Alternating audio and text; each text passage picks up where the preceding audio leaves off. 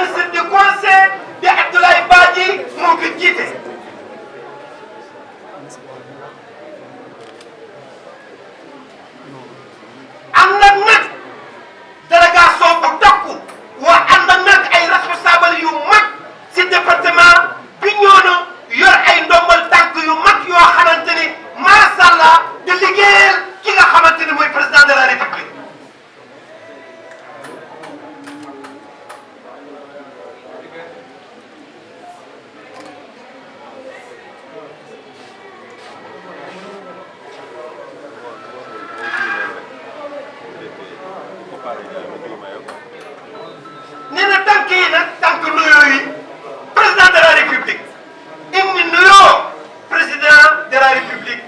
waaye indi nuyoo président jàppale gi nga xamante ni moom lay jàppale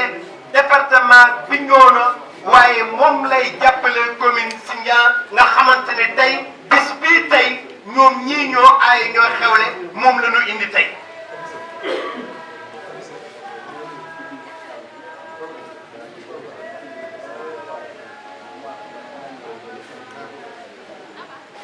nee na nag kaddu yi dafa doon loo kaddu yoo xamante ni monsieur le maire nee na da leen koy delloo pour ubbi waxtaan wi rek bu ko defee ñu xam ni kaddu yi ñoom seen kaddu la bis bi ñoom seen bis la te ñoom ñoo tax président de la république yebal délégation bu takkoo nii fonk gi mu fonk bis bi fonk ko kër gi fonk ko kilifa yi moo war a tax mu yebal délégation bi di leen sant nag di leen gërëm bu baax a baax di leen delloo kaddu yi.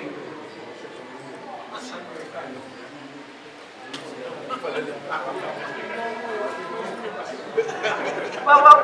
nee na monsieur le ministre mooy seen baay mooy seen lépp waaw te dëgg la mbooloo mi monsieur le ministre nee na mi ngi leen di nuyu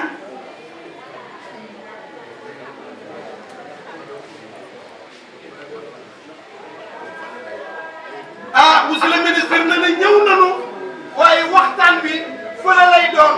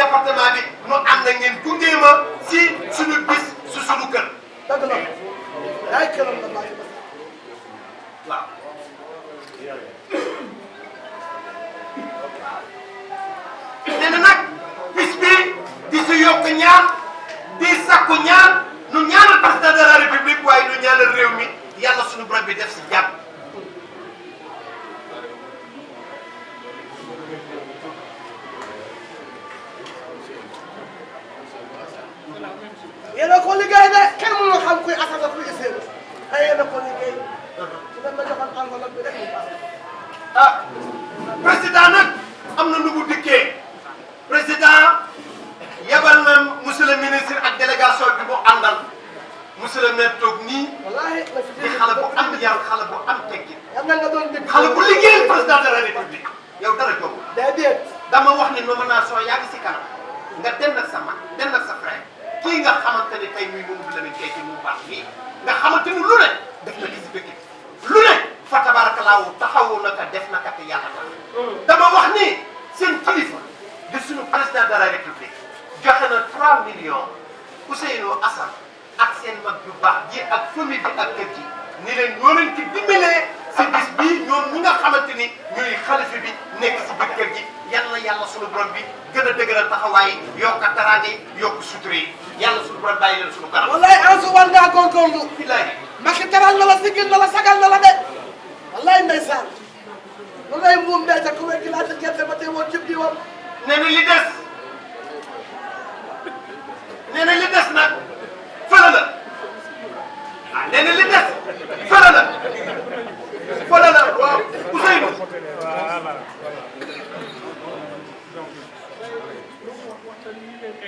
waaw nee na wax ji nag jaratul wax dañ koy eggali fële waaye Ansu sa doomu ndey sa xarit sa lépp di Moussa Doudou Ka. waaw yabal na fi délégation bu tax. ki bëgg si njàng. ñëw nañu. ak ki dem la fi fi lu si ñu njàng yendu bu bari. fi lu ñu añee. fonk kër gi nag bëgg kër gi lool. waaye ñii taxam lu mu dara Doudou Ka. ba Dakar nan nga fay fekk di bokk ak moom bisam di bokk ak moom bànneexam di bokk ak moom naqaram yàlla na yàlla suñu borom bi fay. waaw def fi taram ju rëy. nangu leen ñaan. ma lay fekk da ñaan leen amiin. yow naka moo lay seeti en su loo doon def boo yóbboon na ko yokk góorgóorlu de. waa Sindian fal nañ la waa Sindian ñaanal nañ la. waaye yow sagal nga leen dimbali nga leen jàppale nga leen. olof dina sàkket wan nga ca topp ba tey dara. àndoo kilifa gi ci maa bi foro. def na la directeur ñu ne déete waay. nga ñëw Sindian ñu fal la nga doon maire. ñu ne déete waay ngay wut député yàlla na ko am ci dara ñuy Sëriñ Fallu Mbakke. ci barke Cheikh Suntu Baaji mii nga tàllal loxoom ci ay doomam yàlla na ko yàlla mo ci barke Seydina Muhammad te am nañ ci yaakaar nag ndax am nga yar am nga teggin ah boobu la Camara gis nga bu ma sa loxo Camara yi leen yàlla sama doo fooyu leen ñibbi Ansu wala la xarit de Mbandeke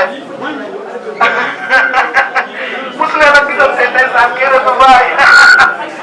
wala la xarit de Mbandeke ndeysaan loolu moo di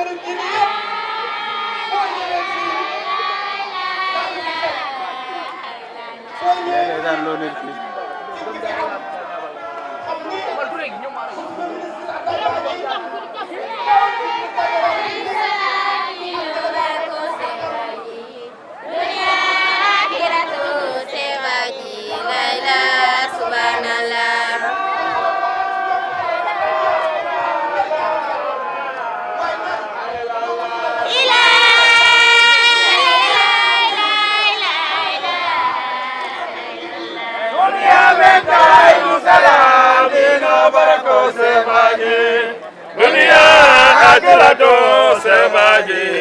إله سبحان الله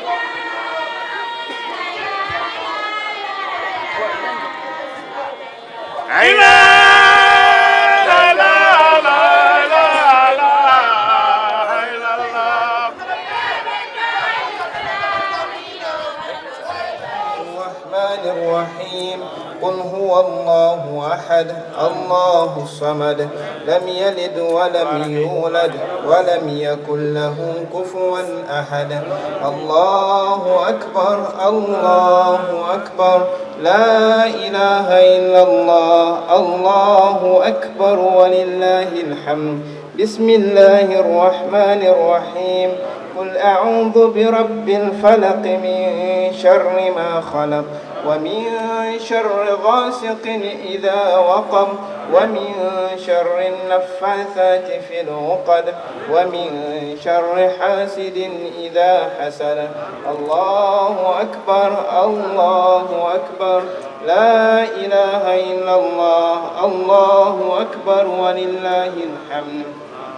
بسم الله الرحمن الرحيم قل أعوذ برب الناس ملك الناس إله الناس من شر الوسواس الخناس الذي يوسوس في صدور الناس من الجنة والناس الله أكبر الله أكبر لا إله إلا الله الله أكبر ولله الحمد بسم الله الرحمن الرحيم صدق الله العظيم وبلغ رسوله نبي المصطفى الكريم ونحن على ما قال ربنا ومولانا من الشاهدين اللهم ارحمنا بالقرآن الكريم وانفعنا بالآيات وذكر الحكيم واجعله لنا حجة يوم الدين اللهم انفعنا بما صرفت فيه من الآيات وذكرنا بما ضربت فيه من المثلات وكفر بتلاوته عنا سيئات إنك مجيب الدعوات اللهم تقبل منا ختم القرآن وتجاوز عنا ما كان في تلاوته من شهو أو نسيان أو تحريف أو تقديم أو تأخير أو زيادة أو نقصان أو تعويل على غير ما أنزلته أو تعجيل عند تلاوته أو كسل أو زيغ اللسان أو وقوف بغير وقف أو إدغام بغير مدغم أو إظهار بغير بيان فاكتبه منا على التمام والكمال والمهذب من كل أرحام وارزقنا فضلا من قرعه معديا حقه مع الأعضاء والقلب واللسان وهب لنا به الخير والسعادة والبشارة والأمان ولا تختم لنا بالشر والضلالة والطغيان ونبهنا قبل المنايا من نوم الغفلة والكسلان وأمنا من عذاب القبر ومن سؤال منكر ونكير ومن أكل الديدان وبين وجوهنا يوم البعث واعتق رقابنا من النيران ويمن كتابنا ويسر حسابنا وثقل ميزاننا بالحسنات وثبت أقدامنا على الصراط واسقنا وسط الجنان وارزقنا جوار سيدنا محمد عليه الصلاة والسلام وأكرمنا بلقائك يا ديان اللهم اجعل القرآن ربيع قلوبنا وجلاء أحزاننا وذهاب همومنا وقائدنا وسائقنا إلى جنة نعيم اللهم اجعله عنيسنا في المحشر ومصاحبنا في المهدى ومصباحنا في الظلمة وضليلنا في الخيرة ومنقذنا في الفتنة واعصمنا به من الزيغ والأهواء وكيد الأعداء يا رحمن يا رحيم اللهم اجعل السعادة حاجالنا وحقق بزيادة آمالنا فاقرب بالعافية ونورنا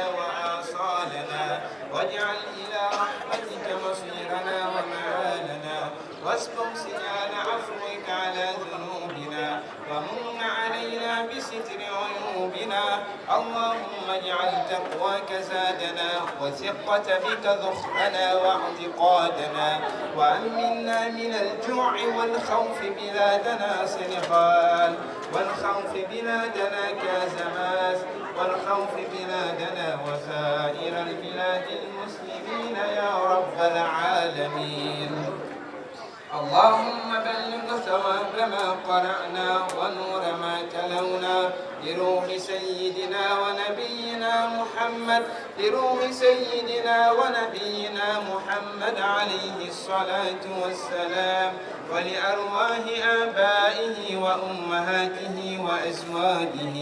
وذرياته وأصحابه رضوان الله تعالى عليهم أجمعين، ولأرواح آبائنا وأمهاتنا ومشائخنا ولأرواح جميع المسلمين. والصلاة والسلام على سيدنا ومولانا محمد خاتم النبيين وإمام المرسلين. ربنا آتنا في الدنيا حسنة وفي الآخرة حسنة وقنا عذاب النار. ربنا لا تزغ قلوبنا بعد إذ هديتنا وهب لنا من لدنك رحمة إنك أنت الوهاب. ربنا تقبل منا إنك أنت السميع العليم وتب علينا يا مولانا إنك أنت التواب الرحيم. وافتح لنا جماع الباب الخيرات بإذن الله وبقدرة الله وبإرادة الله وبكن فيكون. إنما أمره إذا أراد شيئا أن يقول له كن فيكون. فسبحان الذي بيده ملكوت كل شيء وإليه ترجعون. رب ارحمهما كما ربياني صغيرا، رب ارحمهما كما ربياني صغيرا. رب اغفر لي ولوالدي ولمن دخل بيتي مؤمنا وللمؤمنين والمؤمنات ولا تزد الظالمين إلا تبارا. وصلى الله على سيدنا محمد وعاله وصحبه وسلم. سبحان ربك رب العزة عما يصفون وسلام في الدنيا وسلام في الآخرة وسلام على المرسلين والحمد لله رب العالمين. بركة. بسم الله الفاتحة.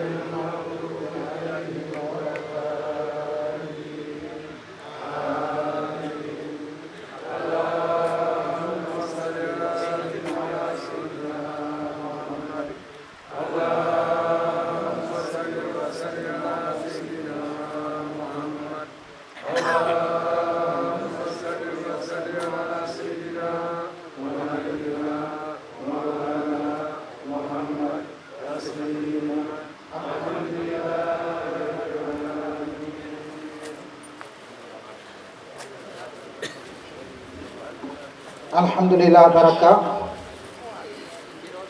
nye ano santana minolako man cérémonie commencé donde commencé directeur Ibrahima Gassama am to tate Ustaz Muhammad Lamin Baji am to tate on ko ngal man kuy senola mo kana ma mujje mbe jaay no man jabo kana kamitato on tane jamo alhamdulillah surtout no manjamati ko kilifa kama kok kokto tate bulam ko yamaray yana mora sen mi man ko karamola duwara ngay yana manju mone e momo ko wa ko gurom si haja si gurom te kambem te yabola man si haja solla si jak gurom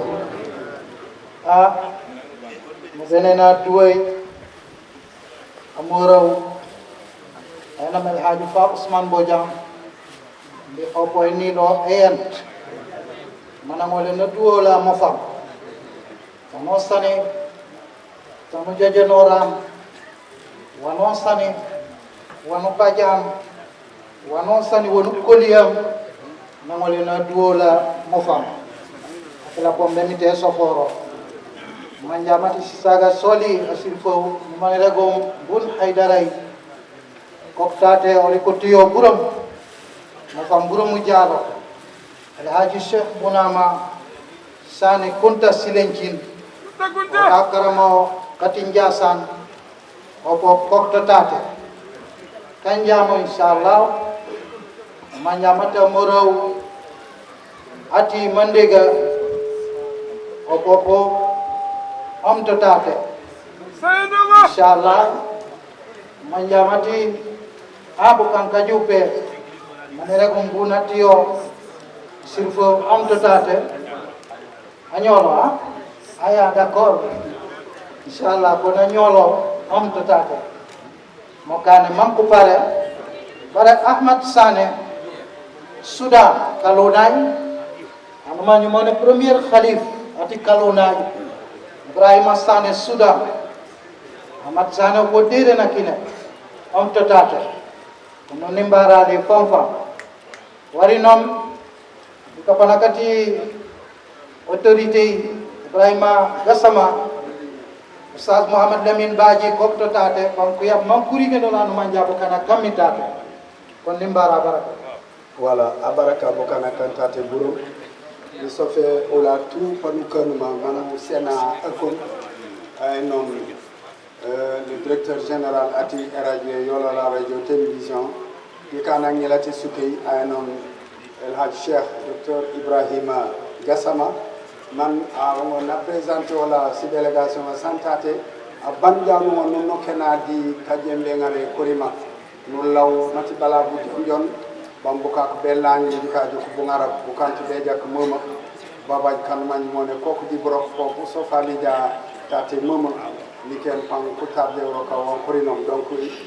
Ibrahim Gassama vous avez la parole inchallah.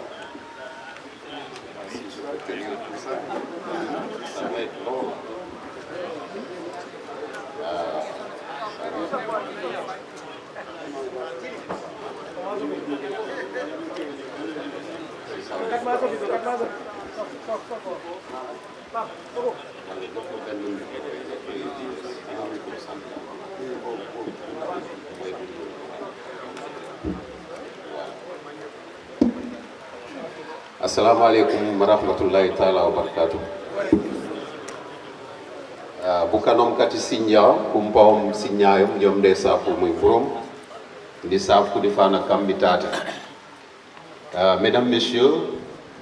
population de Sindian, distingués invités, au nom du comité d'organisation de la 6e édition de la Ziara annuelle de Cheikh Ousmane Suntou Badji, les khalifs jumeaux Hassan et Hussein, je voudrais vous remercier chacun d'avoir pris son temps pour venir honorer de sa présence cette cérémonie que nous allons démarrer à l'instant après les prières. Je voudrais donc saluer toutes les autorités ici présentes, Monsieur le ministre, Monsieur le préfet, les autorités militaires, les autorités politiques, les chefs religieux, guides religieux, et toutes celles et tous ceux qui ont pris leur temps pour venir assister à cette cérémonie. Je n'oublie pas mes confrères des radios, la radio GMS FM et la télé GMS, sans oublier Zik TV, Zik FM, mais également la radio Foni FM, ici à Sindian, et je salue également Madame Aminata Mané de l'UR Santé Yalla et Élise Sophie Sagnan. Nous allons donc dans un premier temps procéder aux allocutions. On va donner la parole d'abord à M. Kelenor Sané au nom du comité d'organisation, puisque la cérémonie qui nous réunit aujourd'hui, certains peuvent ne pas comprendre, puisque le vénéré Cheikh Ousmane Suntou Badji a été rappelé à Dieu en juin 2017. Normalement, C'est la date anniversaire de son rappel à Dieu que nous devrions célébrer. Mais vous avez vu que c'est le 16 juillet que nous célébrons. La date est importante, les voix autorisées y reviendront. Elle marque le jour où le vénéré est allé à Rome remettre un exemplaire du Saint-Coran au pape, au Vatican. Et ça a donné un peu le déclic à ce dialogue islamo-religieux, islamo-chrétien que nous vivons particulièrement ici en Casamance, où chrétiens et musulmans sont frères et sœurs. Donc c'est ce qui amène les organisateurs à célébrer le 16 juillet. M. Kélénor Sané reviendra largement. Ensuite, nous remettrons la parole au président du conseil départemental et puis à M. Boun Aïdara, au nom de la famille chérifienne de Darou Khairi, mais au nom également de M. Boudouka, qui a également contribué à l'organisation de cette cérémonie. Sans oublier le parrain, M. le maire qui nous accueille, M. Ansou Sané, parrain de cette 6e édition. Et ensuite, nous remettrons la parole à M. Abdoulaye Badi, ministre conseiller personnel de M. le Président de la République. Et puisqu'on parle de dialogue islamo-chrétien, avec les khalifes, on a jugé bon d'associer nos parents chrétiens en cela. J'inviterai M. Aubin Sagna, secrétaire général du ministère des Transports, au nom de la communauté chrétienne, à venir prononcer un mot. Et puis nous remettrons la parole ensuite à M. le ministre Abdoulaye Badi, M. le sous-préfet de Sindia, et au Khalif Hussein et Hassan, et enfin M. Fa Ousmane Bodia qui va bénir et clôturer cette cérémonie. Je voudrais saluer mon ancien confrère de Sud FM, Taïb Sosé, que je retrouve avec grand plaisir. Taïb Manglé Nuyu, nous bokkoon Sud FM ak yow. Yàlla def tey nga ñëw fii ñu ngi lay nuyu di la ziar di la ndokkeel mbokk yi kon niñ ko waxee ci kàllaama nasaraan laataa may jox kilifa yi may tudd nii ñu jël kaddu dama leen di nuyu ku ci nekk turam ak santam mag góor ndaw ak jigéen di wane suñu mbégte ci tànn buñ ñu tànn ngir ñu ñëwaat fii téye micro bi ngir mën ñun indi lu ñu mën ci mbir mi man duma fi gan ndaa dafa ci kër gi laa bokk ndax diggante sama waajur bu góor ak kii di ku ñu màggal tey mooy Hadj Ousmane Suntu Baaji daanaka dara doxul seen diggante lu doon jàmm ak salaam fii ci jumaa ji am naa sama mag bu góor ak sama mag bu jigéen yi fi tëdd ndax bu ñu génnee àdduna Cheikh Ousmane Suntu Baaji dafa nañu indi leen denc leen foofu kon dafa mel ni tey kon sama kër laa ñëw looloo tax maa ngi gërëm bu baax a baax ñi fi nekk tey di perpétuer li nga xamante ni moom la fi bàyyi mu xamal ma lu bëre tamit ndax bu may door liggéey recevoir na ma fii wax na ma ay wax yi nga xamante ni topp naa ko tey gis naa njëriñ bi kon nag bu ñuy màggal ku mel noonu tey baax na ku nekk ñëw teewee wante ni ma ko waxee ci kàllaama nasaraan dina xaw a jaaxal ñu bëre ndax Cheikh Ousmane Suntu Baaji bu mu laxoo weeru juin la woon atum 2017 lu ñuy màggal tey daanaka mooy bés bu nga xamante ni dem na Rome ci ki jiite jàngu chrétien yi mu jox ko téere alxuraan loolu la ñuy màggal tey mooy fukki fan ak juróom-benn ci weeru sulet muy juróom ak benneel yoon gi nañ ko dooree ak tey jii di ci gërëm bu baax a baax kilifa yi fi nekk monsieur le ministre monsieur le sous-préfet parrain bi monsieur Ansou Sané di seen doom di seen jaraaf gërëm tamit ñëpp ñi nga xamante ni kilifa la ñu nekk ci diine gi gërëm tamit suma xarit wax naa ko sànq Taïb Socé incha allah xam naa bu guddee dinañu sàkk bu baax a baax waxtaanam kon nag ci tënk daal cérémonie bi nii lañ ko war a tëralee. Donc nous appelons monsieur Kélénor Sané à venir au nom de la famille de Cheikh Ousmane Suntu Baaji prendre la parole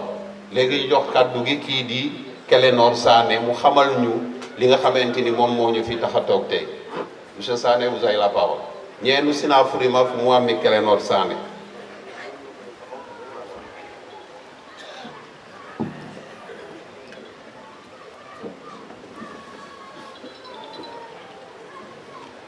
بعد أعوذ بالله من الشيطان الرجيم بسم الله الرحمن الرحيم الحمد لله رب العالمين والصلاة والسلام على سيدنا محمد وعلى آله وأصحابه ومن تبعه بإحسان إلى يوم الدين صلوات الله وسلامه عليه وعلى كل رسول أرسله أشهد أن لا إله إلا الله وحده لا شريك له وأشهد أن محمدا عبده ورسوله أما بعد أقول لكم جميعا السلام عليكم ورحمة الله تعالى وبركاته.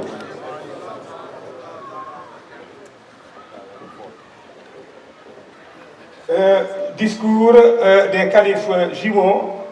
Cheikh Abdul Hassan et Cheikh Abdul Hussein, vous souhaite la bienvenue. Le 16 août 1966,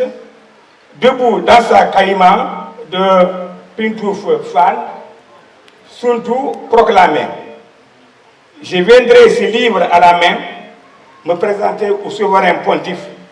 Il faisait donc allusion au Coran Karim, au Coran, qu'il remit au pape quelques années plus tard lors de leur célèbre entrevue au Vatican le 16 juillet 1969. Ces gestes qui symbolisent le rapprochement entre musulmans et chrétiens, un geste auguste et audacieux. Il fut aussi noté que l'audace fait la force et la valeur des élus de Dieu. Musulmans et chrétiens œuvrent pour une même cause, le meilleur devenir de l'homme dans ce monde et dans l'autre. Tout musulman qui conteste l'évangile ou qui accepte un seul prophète est exclu de la communauté musulmane. L'islam signifie soumission à Allah subhanahu wa ta'ala seul, sans rien lui associer. Et il a existé bien avant Mohammed sallallahu alayhi wa sallam. Et bien avant Jésus, Isa alayhi salam. Bien avant Moïse, Moussa alayhi salam. Depuis Adama alayhi salam. Pour plus de précision, nous vous renvoyons à ces quelques lignes du Coran al-Karim de la sourate Al-Imran, verset 84, où Allah subhanahu wa ta'ala nous dit: nous croyons à Allah, à ce qu'on a fait descendre sur nous, à ce qu'on a fait descendre sur Ibrahim, Ismaïla, Isiaka, Yacouba et les tribus, et à ce qui a été apporté à Moussa, à Issa et aux prophètes de la part de leur Seigneur. Nous ne faisons aucune différence entre eux, et c'est à lui que nous sommes soumis. L'islam accepte, reconnaît Jésus et son évangile,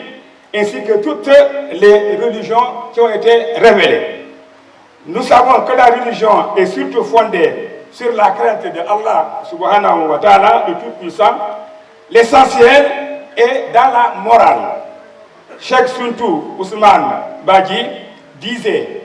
celui qui connaît le Seigneur par la voie de l'amour, seul meurt dans la familiarité naïve. Celui qui connaît Dieu à la fois par la crainte, l'amour, la connaissance, Dieu l'aime,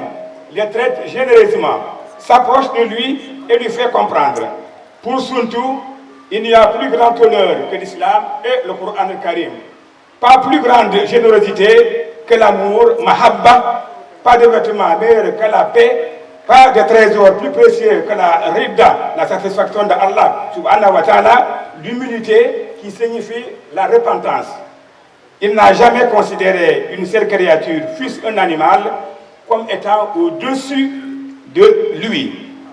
Humble avec tous les êtres vivants, bienveillant pour tous, indulgent même à toutes les faiblesses humaines, cet homme patient et délicat savait que le plus important n'est pas seulement la prière, le jeûne, le ramadan, le hajj, mais ce qui était essentiel, c'est rendre l'amour que Dieu porte de toute éternité à ses créatures. Amour incréé qui est l'explication et la justification du monde. Hassan et Al-Hussein vous souhaitent tous la bienvenue. Marhaban bikum wa ahlan wa sahlan fi Aïnou Salam. Barakallahu fikum, jazakalakum khayran.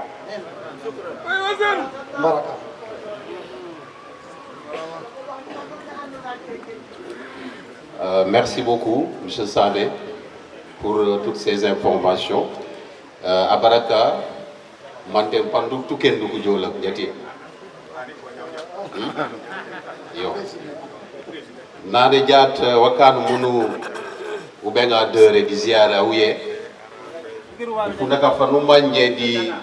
MTAT 1969 umuami ampola Cheikh Ousmane Suntu Badji na mama yoku rom di andi fanati kutiyoli ku chrétiena mana senil manjo man yo kammi po na jaw a sen alcorane muami le pape depuis fu naka fof yok jaat yuju ko mate totorayeti ku musulman di ku chrétien ak surtout joja deure Casamance tankan wanu manjele kasanken kep mais di kangorora fete bajja wano san baji a panuja di an musulman pana jaw di chrétien a chrétien no pana jaw di musulman yo na arege munu tukena parce que wate yo de jaw ci teunk dal ki di Kélénor Sané né mu ngi gëreum ñep di rafetlu ndaje mi di nuyu ñep ñu fi teew lu mu wax nak loolu lañu doon wax sans xare ci fateli moy bëss bi nga xamanteni ki di Cheikh Ousmane Suntu Badji dem na Rome Italie joxe alcorane téré bi ndax daf ko digoon mu jëfé ko ndax dal néna ñu ñëpp benn lañu ku nekk ak sa diiné dëgg la wante ñun ñëpp borom bi lañu gëm loolu motax mu dem jëbbal ko jox ko alcorane bi nga xamanteni mom moy manam fondement l'islam moy diiné bu ñu gëm looloo tax booba tey ji mën nañoo wax ni moom moo xalli yoon ngir jàppante ak xarito bu am suñu diggante ak suñu mbokku chrétien yi. Alors on va continuer, je vais peut-être faire une petite retouche au protocole. On avait initialement prévu de donner la parole au président du conseil départemental, mais on va remettre la parole à El Hadj puisqu'il revient hier de la Mecque. Il va certainement bénir cette cérémonie. El Hadj Chérif Samsidine Boun Aïdara, qui est le porte-parole de la famille chérifienne de Daoul Khairi, mais également il représente à cette cérémonie M. Doudouka, le directeur général de l'aéroport AIBD. Et donc dañuy jox kaddu gi kii di El Hadj ndax démb la jógee Makka kii di Chérif Samsidine Boun Aïdara ci tuuru njabootu Chérif bu Daoul Khairi wante it ci tuuru kii di Doudouka jiite aéroport AIBD. Nyepadu sena furi mafu muammi El Hadj Chérif Boun Aïdara fuken le pour le Makka auto ko na dua ko na benento di duay parce que les yaj à vous monsieur Aïdara El Hadj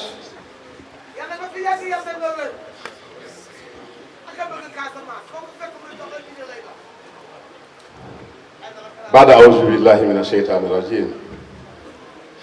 بسم الله الرحمن الرحيم الحمد لله رب العالمين alhamdulillahi rabbil alamin alhamdulillahi rabbil alamin ginnaaw bu ñu sante yàlla julli si yonent bi sallallahu alayhi wa sallam asalaamaaleykum yaa jamaatul muslimin maa ngi leen nuyu bu baax di leen sant di leen gërëm di sant yàlla bu baax a baax yàlla may nañu daaw ñu fekkee bés bi yàlla def ren tamit fa tabarkallaa ñu fekkee ko kon loolu di sant yàlla bu baax a baax te di julli si yonent bi sallallahu alayhi wa sallam di gërëm Hassan ak Hussein imam ñaari xalifa yi ñi nga xam ne fa tabarkallah ak seen mag Ibrahim ak seen rakk yi ak waa kër gi yëpp ak waa Aynu Salaam ñëpp fa tabarkallah ak waa Sindian si màggal bés bi nga xam ne mooy bésu Cheikh Ousmane Suntu Badji di leen nuyu si tuuru sunu xalif général Chérif Cheikh Atab wul Cheikh Samsidine wul Cheikh Mahfou Labba ànd fii ak sama rak Cheikh Bounelwar Aïdara muy nii taxaw waaye ànd ak sunu doom Chérif Samsidine Dino Kebandi wul Cheikh Samsidine ànd ak aussi ak sama yeneen doom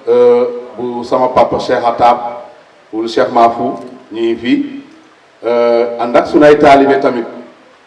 imam Sambu bi jululung ñoom yëpp ñuy fii fa tabarkallah di leen sant di leen gërëm di ne bés bi de tantu Seydina Muhammad la sallallahu alayhi wa sallam loolu moo tax at bu nekk Hassan ak Hussein lu ñuy def rek ñu woo ma ñu jiital ma ñu jox ma lépp comme lañ ko jox bu ma fi nekkuloon tamit beneen shérif lañ koy jox yàlla ma yàgg fi lool ànd ak wér ñu may jox rek incha allah amin. kon imam Fansou Bodian ñu ngi lay ziyaara ñu ngi lay nuyu ñu ngi lay ñaanal wér ak gudd fan. di nuyu xalif général Youssouf Sagna sama xarit sama wëllëre bu Mandégaan bu Arfan Kémo di la sant di la gërëm ci sa taxawaay ak liggéey bu rafet boo xam ne yaa ngi koy def. di nuyu Mohamed Kunta ak Bouna Sané ñi nga xam ne fa tabarkallah kunti yu suñu ay mbokk lañ. di nuyu imaam yi yëpp di nuyu xalif généraux yi nekk Kalunaay Buluf Fooñi Balantakunda Kaasa mun naa wax ba Pakaaw ba Fuladu di nuyu waa Casamance yëpp. Hassan ak Hussein ñu ngi leen sant ñu ngi leen gërëm li ngeen def nii la li ngeen di liggéeyal ci tool bi dañ ci sawar dañ ci kontaan moo tax mu jaral ñu bu ñu nekkee Makka yëg bés bi ma wax ak Doudou Ka directeur général AIBD mu ne ma lépp lu ngay def il faut nga fexe teew ci bés bi moo tax démb rek la ñu agsi loolu yëpp pour lii waaye am na lu Ibrahima Gassama wax léegi nee na le 16 juillet bu Cheikh Sultu Badji joxe alquran exemplaire Coran jox ko pape bi au Vatican c'était aussi pour magnifier le dialogue islamo-chrétien waaye loolu message tamit am na loo xam ne jullit yi la concerné parce que innamal mu'minuna ikhwa balaa chrétien ak musulman di nekk ay frères jullit yi d'abord ñoo war a xam ne que ay frères lañu ba pare kon bu kilifa bi defee acte boobu ba tey loolu mu jur dialogue islamo-chrétien ñu nekk ay frères SG Oben Sagna maa ngi lay nuyu maa ngi lay sant di la gërëm sama frère nga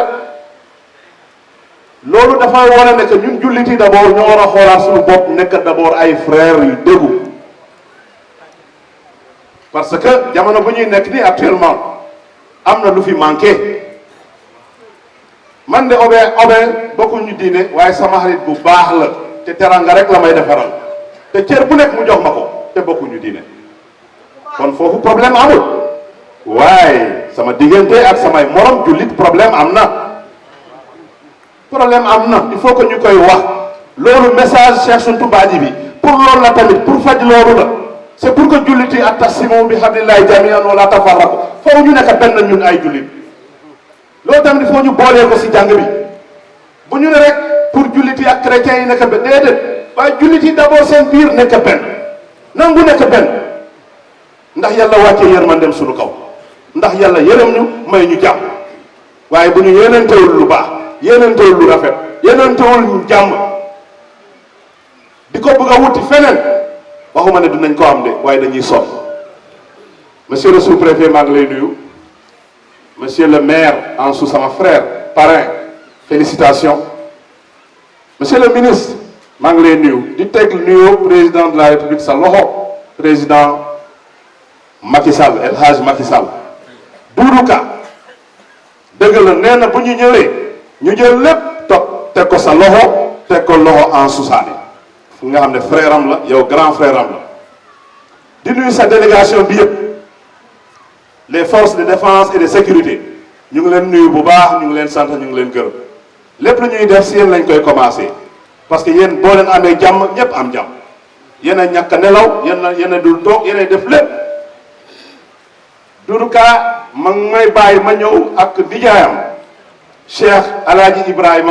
Ibrahima Ka ak imam Dabo ak sunu jigéen Sali Diop nee na moom si boppam moo war a ñëw tey parce que loolu waxoon na leen ko Cheikh Hassan Cheikh Hussein waaye xam ngeen xat-xat bi inauguration aéroport Saint-Louis barki démb moo tax mu ne ma fexeel yow nga demal ma ànd ak délégation bi te wax leen ne bés bi sama bés la te incha allah Sindian sama dëkk la ñëw naa fa du benn du ñaar toog naa ak ñoom kon incha allah dinaa fa ñëwaat lépp lu ma war dinaa ko def te am na leneen loo xam ne incha allah dinañ bokk liggéey ko monsieur le ministre Doudou Ka nee na ma wax xalifa yi ma wax kilifa diine yi ma wax waa Casamance yi ñu ñaanal ko moom Doudou Ka parce que li muy liggéey ci aéroport yi dafa bëri te loolu fa tabarkallah jamono bi xat-xat yi am na yëngatu am na si àdduna muy ñaan yàlla ngeen ñaanal ko ndax liggéey boobu yëpp bi nga xam ne président de la république Macky Sall moo ko dénk mun ko eggali si jàmm nee na ngeen ñaanal président Macky Sall li mu man moom yëpp ak li muy def président Macky Sall moo ko si taxaw bu président Macky Sall ma amee jàmm ñoom yëpp nañu am jàmm te lépp loo lu ñuy def fa tabarkallah lépp lu ñuy dox dañ koy ñaan di ko ñaanal yàlla may ko wér ak gudd fan te yàlla may ko jàmm mu mun a yóbbu Sénégal fu mu ko bëgg a yóbbu monsieur le ministre Mamadou Lamine Keita maa ngi lay nuyu sama frère si élection la ñuy dem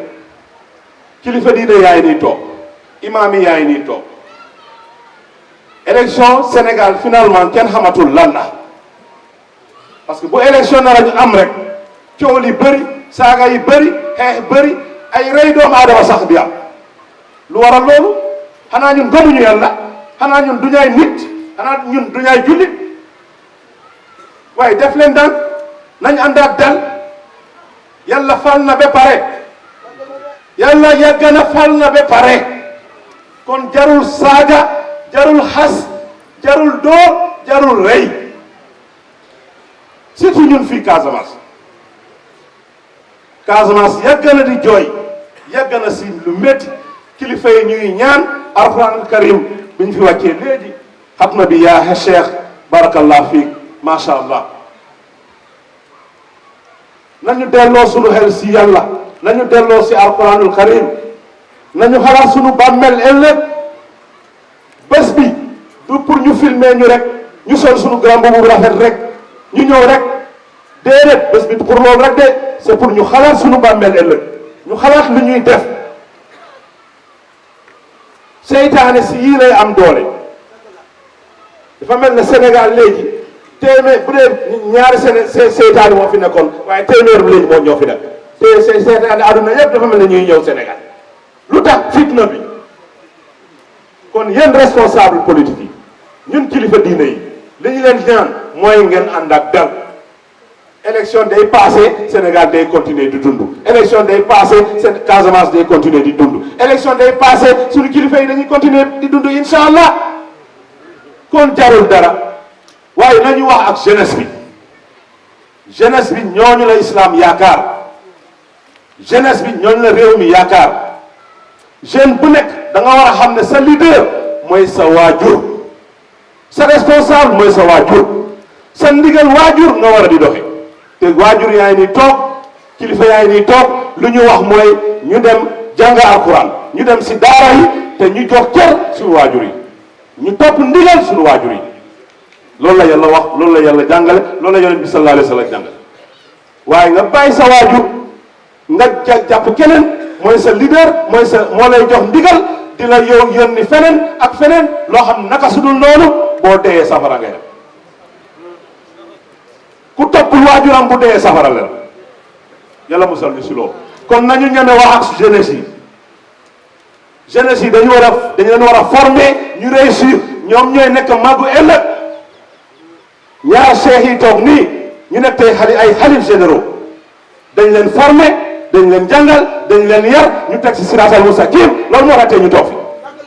bu ñu jaaroon feneen ak feneen duñ fi toog kon nañ jël modèle si ñoom nañ jël exemple si ñoom ñu ñëpp Casamance lañ am kon bu élection tax bu benn poste tax kenn saaga nit kenn sandi xeer kenn taal pneu wala def leneen koo xam ne buggoo ko bu vote bi jotee bul ko voté yow mën na parce que boobu rek mooy compter leneen compté wul du ñu compter mukk ñaata pneu lañ taal ñaata boutique la ñuy tas ñaata nit la ñuy rëy loolu du compter si poste waaye ñaata carte la am ñaata carte la ñàkk loolu mooy compter loolu mooy joxe pouvoir kon koo leen bëgg a jox pouvoir am ngeen droit jox ko ku leen neex waaye si yéen nii lay am du feneen ñu ngi leen sant bu baax di leen gërëm di ñaan yàlla ñu fekkee déwén yu bëri sunu baay yàlla xaree ko ajana ak ñi nekk barzak yëpp ñi feebar yàlla may leen wér borom aajo yàlla may leen yàlla faj seen aajo di ñaan Sénégal yàlla may ñu fi jàmm Casamance yàlla may ñu fi jàmm ba ñu dajewaat fii déwén bi jaay Seydina Mohamed asalaamaaleykum wa kullu aam wa antum bi xayr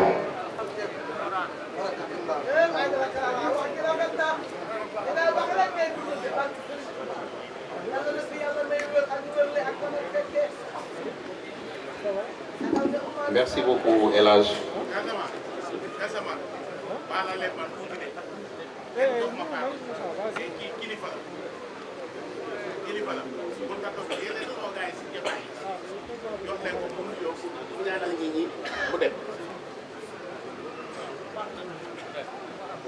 waaw dañuy ñaan rek ñiy jël kaddu ñu gàttal ndax kilifa bi bëgg na déglu ñëpp laataa muy dem. ñun nañ ko may cër ñu jokkoo mu ñaan ubbi jotaay bi ñun ñu continuer suñ jotaay parce que am na toogaay boo xam ne mënu koo toog comme def na sacrifice ñëw fekk ñu nañ ko jox cër boobu rek sama nijaay la moo tax ma wax loolu jërëjëf mais nag sama nijaay la mais sama taalibe la Arfan Kémo mooy sëriñ moom kon sama taalibe la mais nag Arfan Kémo yaayam waa Jeegul la pour ñu ñi am ko. waaw man lantinoor laa rek damay jàllale rek waaw luñ ma wax laay def léegi nag ñu jox ko.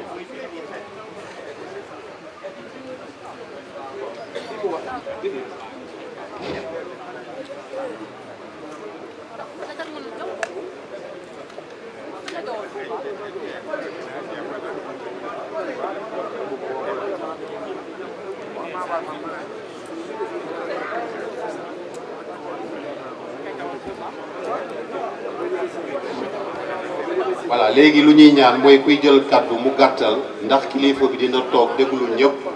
daal di ñaan ñu yewee ko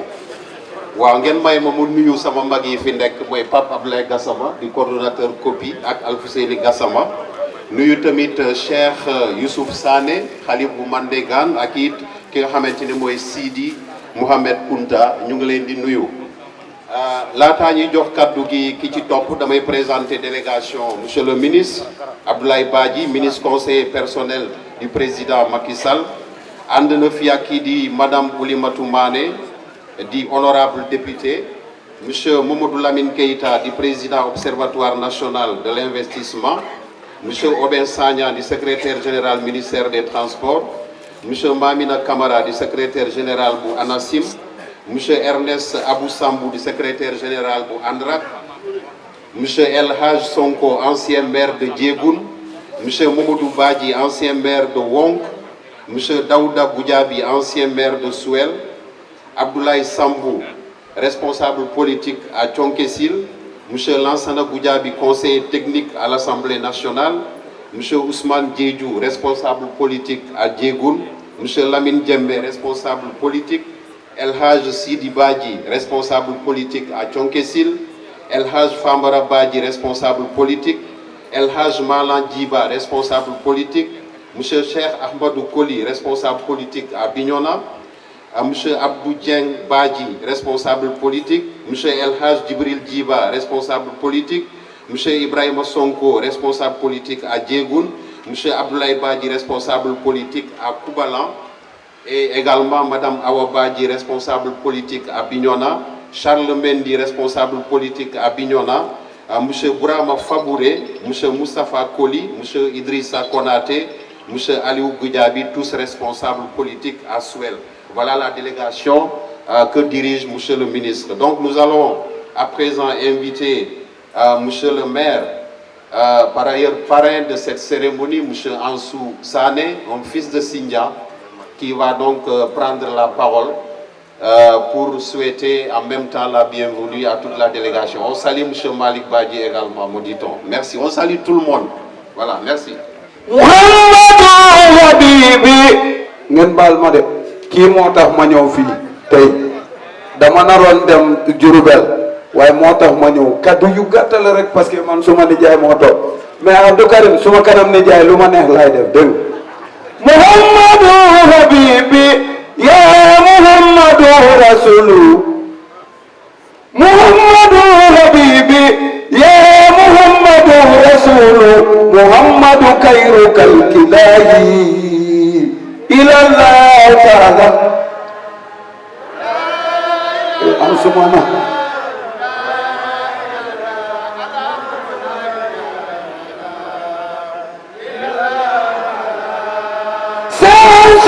susamen nasinyanko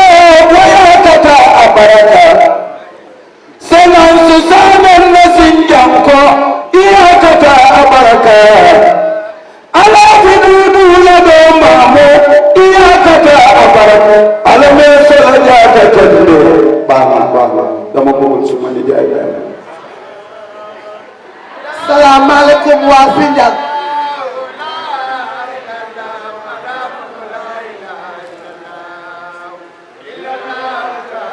ñemewu ma dagg baatu laa ilaaha illallah maa ngi jéggalu bu baax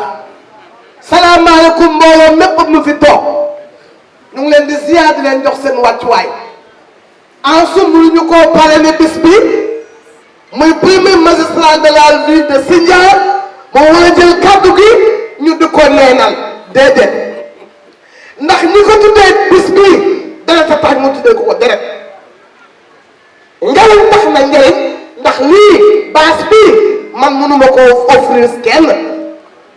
kon bu jëlee baas bii joxe ay doomi ndeyam joxe ay doomi baayam boole ko ak ay moyens xam ne bu demee ci waa wàcc waaye yéen sagal ngeen seen baay yéen sagal ngeen seex suntu baaj yéen tax ngeen seex suntu baaj nelawul yépp xam nañ ne mi ngi dund ndax ku jur doom ñàkkoo te ku jur doom pertoo waaye doom ju am njëriñ la ñu wax ak doom ju sagal askanam te sagal ngeen seen baay sagal ngeen Sindian en général duut ka bu muy ñëw fii ngeen jël duut ka boot ko duut ka indi fi ciment ki suñu kale mu def ko si jumaa ji xoolal nit booy ànd ak moom daf lay amal njëriñ bu am am la amulul njëriñ bàyyil mu dem barki dem moo jaay ñu ñëw fi lancé fi ñu dañoo bëgg a defal wutu Sindian ba Bignona secrétaire général baa ngi nii toog mooy Obel Sagna yéen a fi ñëwoon yéen a ko wax kon jëmm ji bëgg na Casamance waaye bëgg na Sindian xoolal ay bi mburu mi ci moom la xoyamee Macky teg na la loxo te Macky ku mu teg loxo doo fanaan biti gis nga lii Macky du ñëw Bignona wala Casamance pour dimbale ñu déedéet seeni doom ñii toog nii la ñuy jël fan leen ngeen defar dëkk bi nag dëkk ki dëkk bi boole waa dëkk bi ci am solo waaye seex yi tey ngeen def sama papa waxagul ndax damay wax dafa am projet bu am solo bu ñuy lancé may leen ma ndax tey la tey imam Fansou Bodia ku ko xamul dégg na ko ñu def belenk mani safe mi tey daa bo ñaawal yoo njom day saaf le vénéré El Hadji Fa Ousmane Bodia njom day saaf ku halifa kati département Bignona a halifa eti Fogni a halifa eti Kalunay a halifa eti Buluf eti Mandingue no malaketa njom day saaf Sherifa an manje jaat makkana pour lo ken banjaabi lemu ñeno mu duwum banjaabi njom day saaf amo rew bunama njom day saafi fam jama musulman ku moore ku suuti ak njom day saaf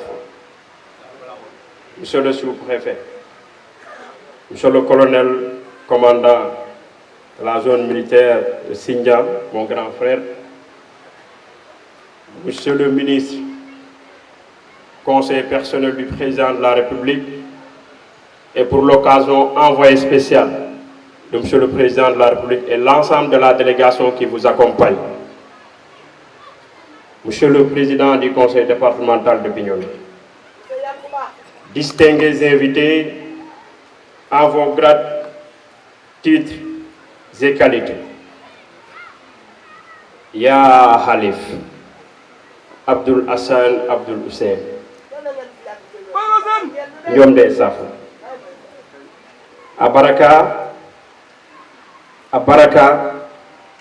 Abaraka di fojoja fanji Sénat feti l'islam feti Kadiamor feti Kambengue être le parrain de la célébration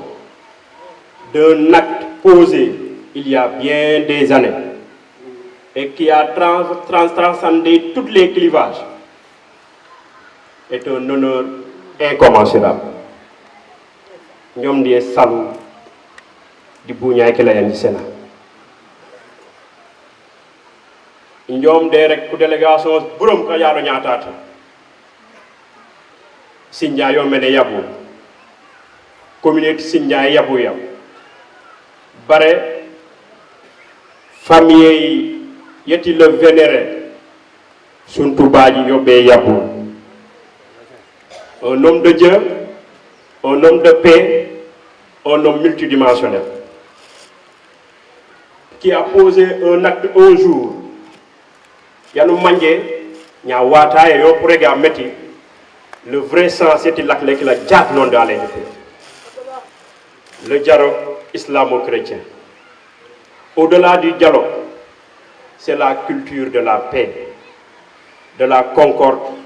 et du pardon que signifie l'acte yana posé. Mo kané taté dañu jum ñaa Sindia ñom dé law annonçani ani lusé annonçan ani wujé safu annonçan anu manje actini kané ba wotut ni luso ñom dé rek musulman burum ku yam fo bare ñeppore ni yam fu ku musulman burum annonçan wana kané na manje a manje. Monsieur le ministre, nous avons des safari délégation hier, nous des saf, Monsieur le Président de la République, son Excellence Macky Sall. Nous avons des futantao fait, nous avons karambel, aseni, nane ujaw di délégation ya baje sembe, urinja, nous sommes kassaf, nous sommes kanimbara. Par rapport nous regi mati masa yoy mene ngare ko cili e ngay nende ko cila yoy mané e ngare mukana meta moro mané tebe yo betanka teben ko re en tant que maire de la commune de Sindia acté le président de la République son Excellence Macky Sall et ringari de Sidi pour India nous rego au nom de la commune de Sindia au nom du conseil municipal que je dirige et en mon nom personnel Injom de Safo, Injom Bokani Barao, Injom Bokari Merci.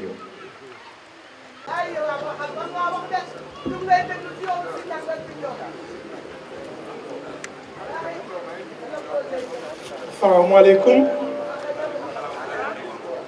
Nous sommes des Saf. Nous sommes à Kolola Kamitati Brom. Kasafak Panito Munko.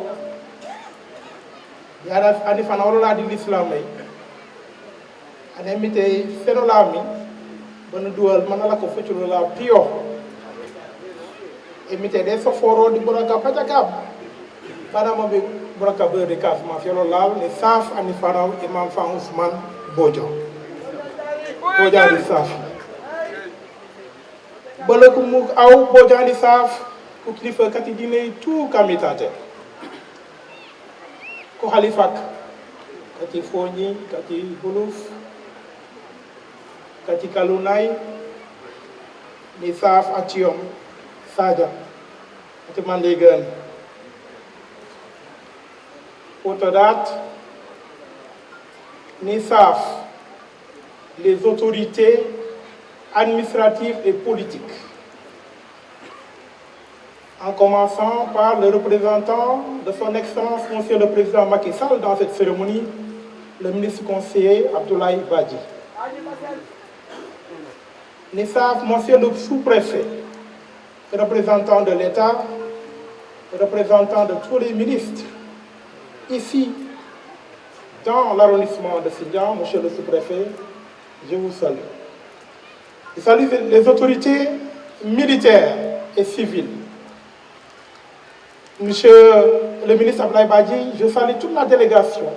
qui vous a accompagné. Et je salue Monsieur le Président du Conseil départemental de Bignona. Monsieur Diemé, je vous salue. Je voudrais saluer avec insistance sur les khalifs de notre vénéré Père, les khalifs de Cheikh Suntu Badji, mes frères Ousseynou Hassan. Quand je dis mes frères, ce n'est pas un mot de circonstance. Ce n'est pas un mot de situation, ce sont mes frères, ils savent que ce que je dis est vrai. Et tout à l'heure, j'ai été très heureux qu'en arrivant chez eux, ils m'aient directement présenté leur maman. Il y a quelqu'un qui disait ici que le plus grand respect, le premier, est dû à ses parents. C'est ce qu'ils m'ont montré. Félicitations pour cette attitude. Je suis invité ici à prendre la parole et j'en suis très honoré, non pas en vertu de mes responsabilités administratives ou politiques, mais avec modestie, pour prendre la parole au nom de la communauté chrétienne. Parce que je suis chrétien. Un chrétien fils du Sénégal, un chrétien fils de la Casamance, un chrétien fils du département de Bignona, un chrétien fils du Fogny, un chrétien fils du village de Soutou. C'est à ce titre que je suis extrêmement honoré, monsieur le maire de la commune de Sindian. Je vous salue. C'est à ce titre que je suis vraiment honoré de prendre la parole ici, chez vous, dans la circonscription que vous administrez.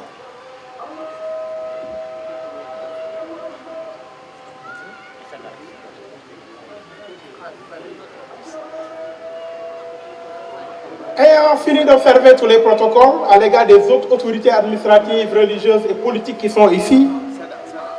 je voudrais me limiter à dire quelques mots. À la suite de notre vénéré père, cher Sontou Badji. Ces mots, je les emprunte à un grand penseur chrétien. Un grand penseur chrétien, un docteur de l'Église, le père Théard de Chardin. Le père Théard de Chardin disait, je le cite, « Tout ce qui monte converge. Tout ce qui monte converge. » Fin de citation. Ça veut dire quoi? Tout ce qui s'élève ne monte que vers un seul lieu, vers une seule destination. Celui qui est l'alpha et qui est l'oméga. Celui qui est le commencement et qui est en même temps la fin.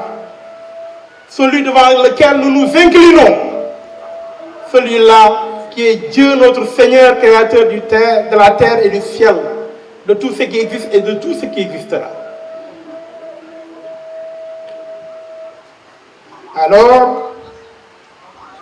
disant cela, je voudrais dire que pour nous autres chrétiens, tous les croyants sont nos frères. Tout ce qui procède d'Abraham, Ibrahima, tout ce qui procède de Moïse, Moussa, tout ce qui procède de Jésus-Christ,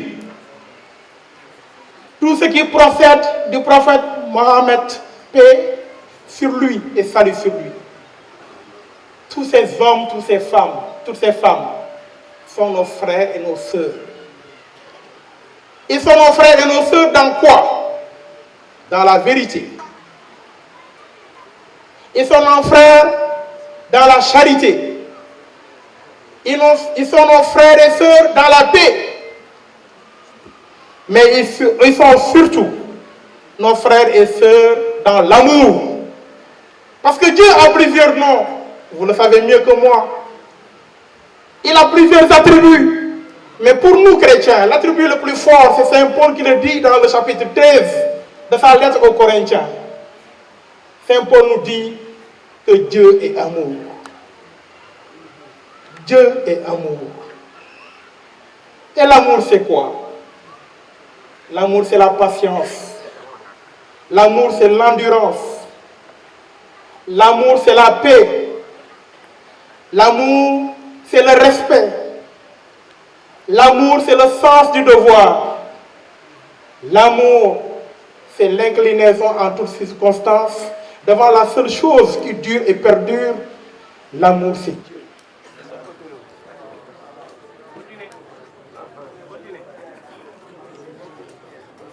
Je vais continuer. Moi, je vais essayer de porter la voix un peu haut.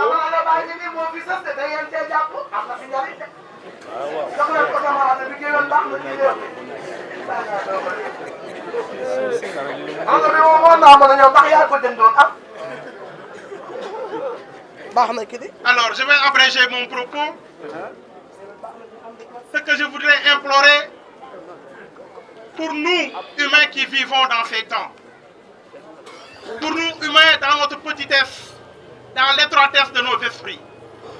c'est que l'amour de Dieu descende sur nous. Que l'amour de Dieu descende sur ceux qui nous ont devancés dans l'au-delà, en particulier sur Cheikh Suntou Badji. Que l'amour de Dieu descende sur ses khalifs, sur sa famille, sur mes amis et frères, Ousseynou et Hassan. Que l'amour de Dieu descende sur nous autres qui faisons de la politique, pour que nous ayons, mais très sincèrement, l'amour dans nos cœurs. رحمتك يا أرحم الراحمين ولحرمة الله وملائكته يصلون على النبي يا أيها الذين آمنوا صلوا عليه وسلموا تسليما صلى الله تعالى عليه وعلى آله وصحبه وسلم تسليما سبحان ربك رب العزة عما يصفون والسلام على المرسلين.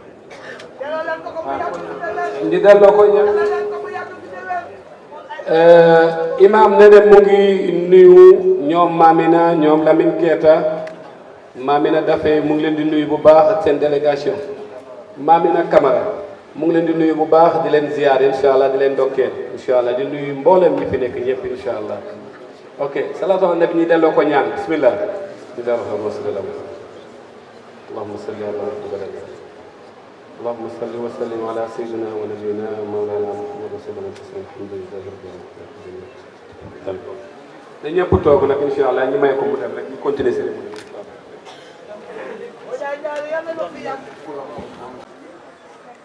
bi. sant tam suñu kilifa bi fi nekkoon sant kilifa Ousmane Bodian ndax ñëpp xam nañu ni yaramam sutante na. waaye ñu jaral ko mu bay lépp lu muy def ñëw teewee ñu ngi ko koy santé bu baax di nuyu tamit suñu mag yi tamit di bun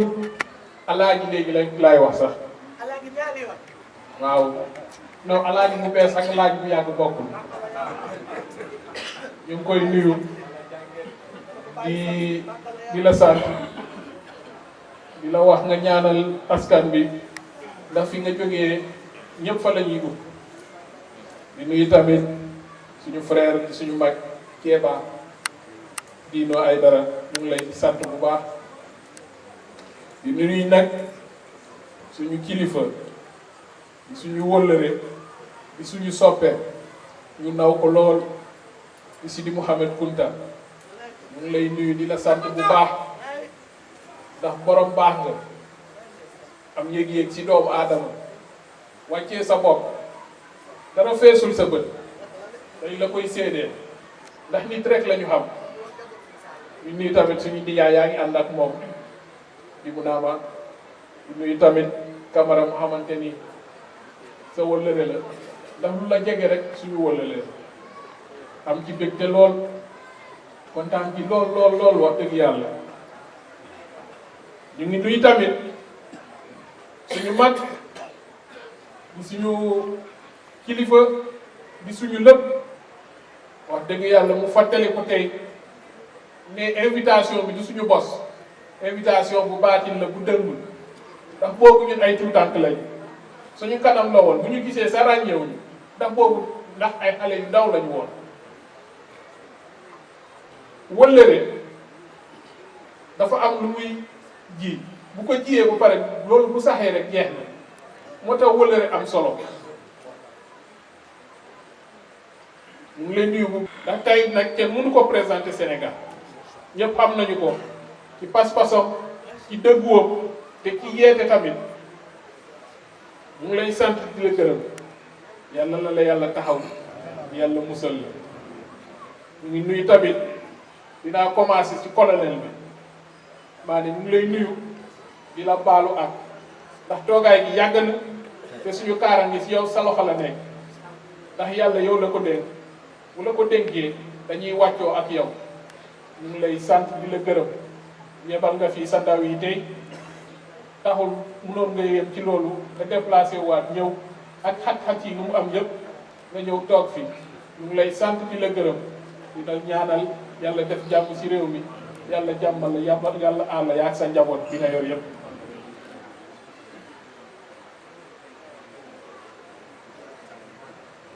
maa ngi nuyu sous-préfet bi dinañ ko nuyu ndax bés bi bésu xiiroo ak ŋaayoo ndax joolaa yi dafa am lu ñuy wax nekkuñu ci pouvoir mu ngi nii toog boobu ci opposition bi la ñu nekkoon ñoom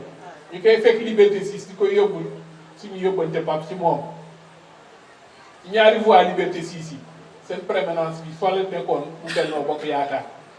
donc war ngeen xam ne suñu diggante dafa yàgg bu ñu ko waxee waxuñu waxu caaxaan xaaruñu ba mu doon lu mu doon wala moom xaarul ba ñu doon lu ñu doon di nuyu nag suñu frère di suñu goro Ansoumana weeru Sindia waaw te nga joxe wàllu goro gi nag ñoo defandoo daanaka lépp depuis ñu nekk ay xale fii ci Sindia suñu xarit la suñu doomu ndey la mu wëlbatiwaat takkaat encore suñu jigéen suñu rakk loolu lañu sëkkante dañ koy sonal nag saa yi ñu ko woowee rek ñu ne ko demal toppatoo yi mu jóg daw sol dàllam dem defi ko loolu boobu nekkul maire de buñ koy bàyyale bés bi doonul maire Sindia am nga yeneen saa yi nit yi mun nañu foog ni nu mu nekkee maire moo tax ñu jox ko ko déedéet dañ ko ko bàyyale boobu doonagul lu ñuy wax dafa yomb ma ne bu nekkee ut xaalis suñu borom yi nuñ koy defee mun nañu defee ni ñoom ñu amee xaalis loolu dafa yomb si ñëpp waaye wax mbaaxaay nit dafa baax ci doomu aadama nit bu la yëgee mu fonk la danga koy fonk yëg ko cër dafa am solo respect dafa am solo ci doomu aadama lu ci des yëpp yëpp àdduna la waaye cër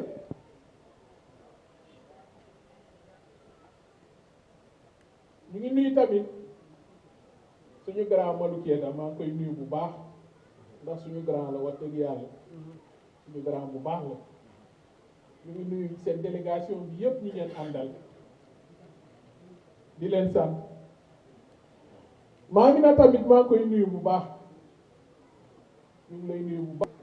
waaye teranga loxo ak teranga yëg-yëg bu yëg-yëg moo gën a am solo bu leen yabaloon kese loxo neen wallahi ngeen fekk fi teranga bi ngeen fi fekk waaye loxo bu mu ci dugal boobu dafa gën a dëgëral rek waaye teranga bu mu yëg nit xewle nga yëg ko nga mu xam ni si njabootam nga bokk loolu kooku desalu la dara boo leen demee ngeen wax jox ko suñu nuyoo nee leen ko kontaan nañ ci lool ñu ngi koy sant di ñaanal réew mi jàmm am ci réew mi di nuyu tamit président conseil départemental Yankuba